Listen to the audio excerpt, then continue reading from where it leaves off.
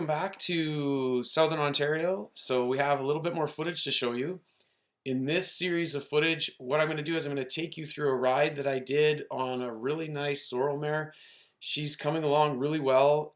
When she was getting going, she was pretty scared and nervous, and she's come a long ways from that. But what she's struggling with at this stage is that she's not necessarily super balanced through the gaits. So what ends up happening is that when a horse loses their balance, they end up tightening. And when they tighten, they have a really hard time retaining a smoothness through the transitions. So what I'm doing is I'm just going to take you through how I helped her retain balance and then find a regularity through the gaits.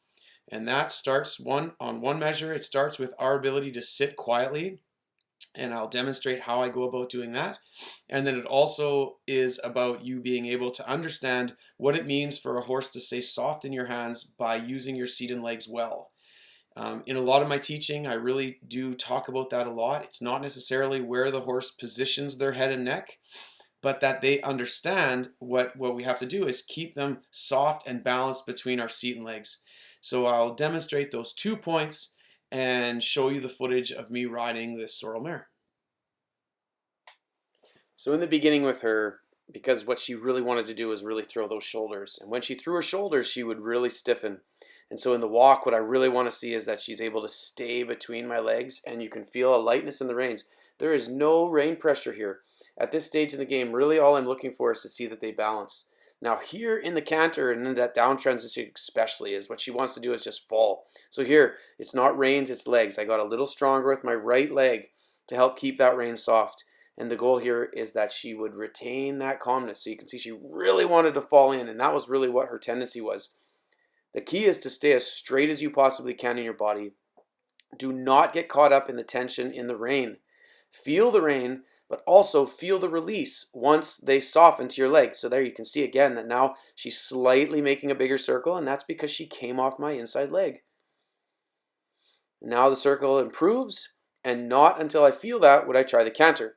So then again, now we're into the canter, feeling for that sweet spot where her shoulders are staying soft in the rein and the inside rein is light. Yes, I'm in contact, but I'm not hanging on her. I'm trying to sense the straightness of the shoulders. So again, when the shoulders are straight, the rein will be light. A little use of my inside rein just to flex the pole to activate the inside hind. So you can see that she's sitting a little more in the canter. Just looking for opportunities where I can just help her stay balanced. If she goes from canter to trot, I kind of allow her at this stage because all I want to do is retain the balance.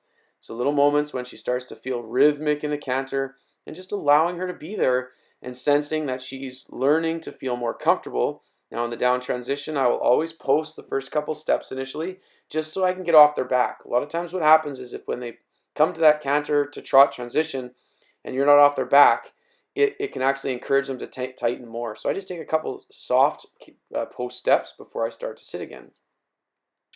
Again, you can see that bit by bit she starts to soften more. She's sitting better, scoping her neck a little bit. It takes a lot of time before they're going to move really, really balanced with a super soft back. But again, this is just a little video to show you process. This was a little bit of an experience we had in a clinic. I hope you enjoyed that.